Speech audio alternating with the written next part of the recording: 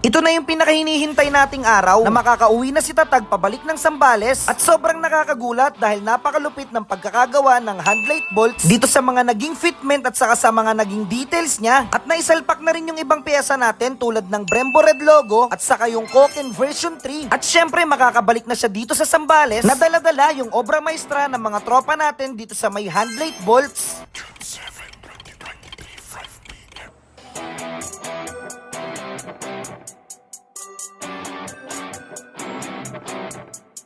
Ayun no.